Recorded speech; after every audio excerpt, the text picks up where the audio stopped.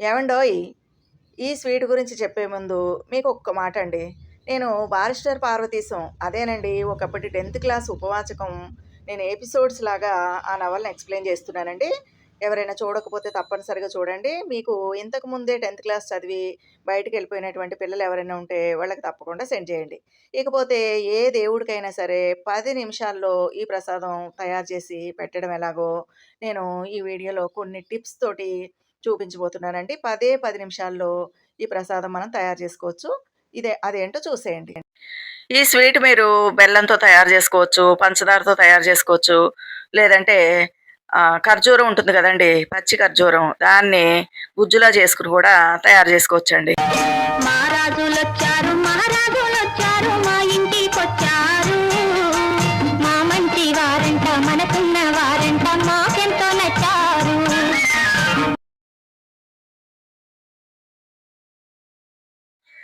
ఏవండోయ్!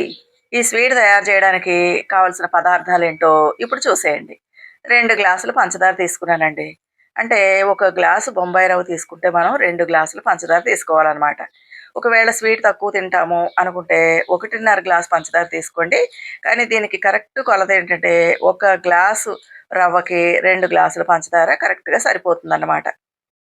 అలాగే జీడిపప్పు, కిస్మిస్ కూడా తీసుకోండి. ఇంకా ఏమైనా డ్రై ఫ్రూట్స్ కావాలన్నా కూడా తీసుకోవచ్చండి. ఇది స్వచ్ఛమైన ఆవు నెయ్యి అనమాట. అయితే ఇది కేజీ రూ. 3000 నేను దీన్ని కావాలని మరి పనిగట్టుకొని కొనుక్కున్నాననమాట. ఎందుకు కొనుక్కున్నానంటే, వాముతోటి ఒక ఔషధం నేను తయారు చేసుకున్నానండి. వాము 1000 రోగాల్ని పోగొట్టే శక్తి కలిగిందండి. ఇంకా ఆవు నెయ్యి చాలా మంచిదనమాట ఆరోగ్యానికి. ముఖ్యంగా మంచి కొలెస్ట్రాల్‌ని పెంచి శరీరంలో చెడు కొలెస్ట్రాల్‌ని పోగొడుతుందండి. దాని ద్వారా గుండె జబ్బుల బారిన పడకుండా ఉంటారనమాట. ఇంకా చర్మం ముడతలు పడకుండా ఉంటుంది.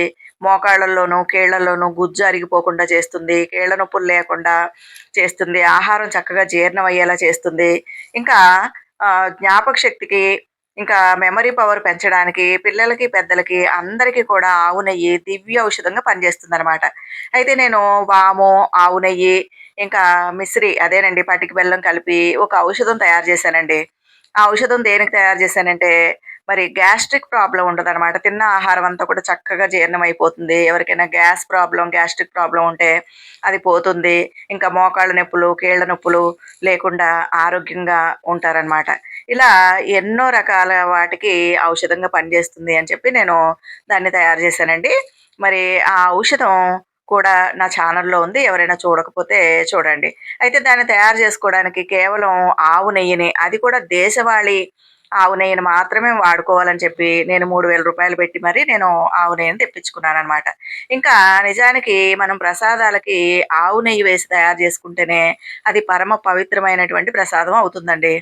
ఒకవేళ ఆవు నెయ్యి లేకపోతే గేదె నెయ్యే మనం వాడుకోవాలనమాట ప్రసాదాలకి.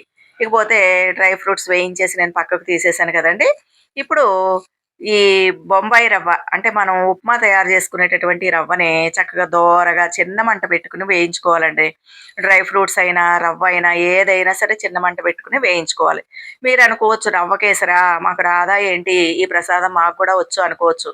కానీ ఈ సూజీ రవ్వ అదేనండి బొంబాయి రవ్వ మనం మరిగే నీళ్ళల్లో వేసి ఉప్మా చేసుకునేటప్పుడు, లేదంటే ఈ విధంగా పాకంలో వేసి మనం ప్రసాదం తయారు చేసుకునేటప్పుడు చాలా మందికి అది ఉండలు కట్టేస్తుందండి. చాలా మంది ఫేస్ చేసేటటువంటి ప్రాబ్లమ్ అనమాట.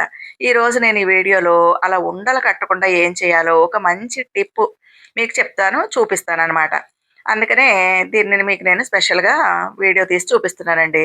ఒక గ్లాసు రవ్వకి నేను 3 గ్లాసులు వాటర్ పోసాననమాట. వేయించిన రవ్వ మనం పక్కకు తీసుకొని ఒక గ్లాసు బొంబాయి రవ్వకి 3 గ్లాసులు వాటర్ తీసుకున్నానండి నేను.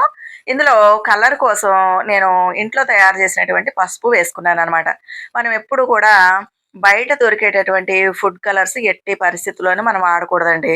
ఇది ఇలాచీ పౌడర్ అనమాట. కొంచెం పంచదార వేసుకొని, ఇలాచీలని అంటే యాలకుల్ని కొంచెం లైట్‌గా దోరగా పొడి మూకుడులో వేయించి, కొంచెం పంచదార వేసి మిక్సీలో పట్టుకుంటే చక్కగా మనకి ఇలాచీ పౌడర్ తయారవుతదనమాట. ఇదేనండి నేను చెప్పే టిప్పు. ఈ వేయించి చల్లారినటువంటి రవ్వలో ఒక 2 గరిటెలు పంచదార వేసుకోండి. మనం 2 గ్లాసులు పంచదార తీసుకున్నాం కదండీ! దాంట్లోంచే కొంచెం పంచదార తీసుకొని రవ్వలో కలుపుకుంటే అస్సలు ఉండలు కట్టదండి. చాలా చక్కగా వస్తుందనమాట ప్రసాదం అనేది. ఇదే నేను ఈ వీడియోలో మీకు చూపించబోయే టిప్ అనమాట. అలాగని ఉప్మా చేసుకునేటప్పుడు పంచదార కలిపారండోయ్! తీపి ఉప్మా అయిపోతుంది. ఇది ప్రసాదం తయారు చేసేటప్పుడు మాత్రమే ఈ విధంగా వేసుకోండి. అయితే ఆహ్, ఒక గ్లాసు రవ్వకి 3 గ్లాసులు నీళ్లు తీసుకున్నాం కదండీ! ఆ నీళ్లు ఆహ్, నీళ్ళల్లో ఈ పంచదార 2 ఈ మిగిలిన పంచదార కూడా మనం వేసేసుకోవాలి. వేసేసుకొని ఇలాచి పౌడర్ కూడా వేసుకొని చక్కగా ఈ వాటరు బాగా మరగనివ్వాలండి. ఇది మనకి ఎలాంటి పాకం రావాల్సిన అవసరం లేదనమాట. ఈ పంచదార అంతా కూడా ఆ నీళ్ళల్లో కరిగిపోయి కొంచెం మరిగేలాగా చూసుకోవాలనమాట. అయితే చాలామంది ఇలాచి పౌడరు ప్రసాదం అంతా తయారైపోయిన తర్వాత వేస్తారండి. అలా వేస్తే బావుండదనమాట.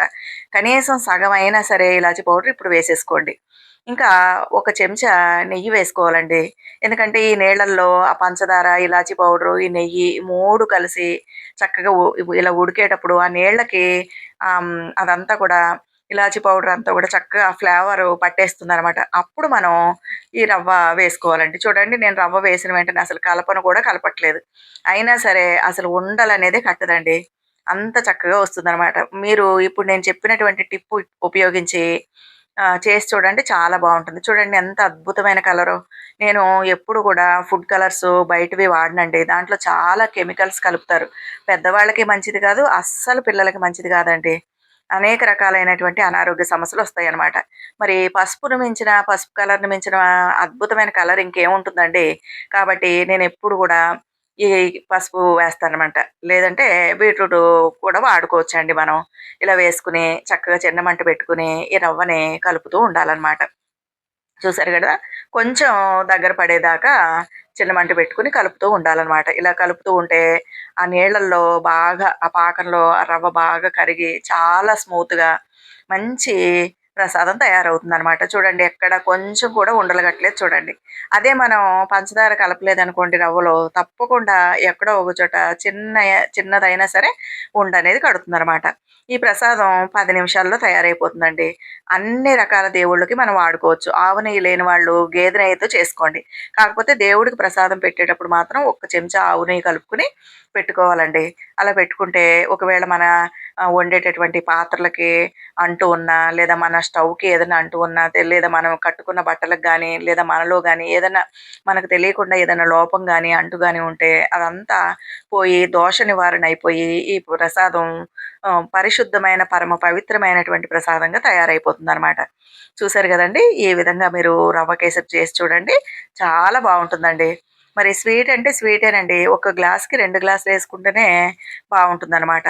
మరి చూసారు గదా! ఈ ప్రసాదం మీకు నచ్చిందా? ఈ వీడియో గనక మీకు నచ్చితే లైక్ జేయండి, షేర్ చేయండి. నా ఛానల్‌కి తప్పకుండా సబ్స్క్రైబ్ జేయండి. ఉంటానండి.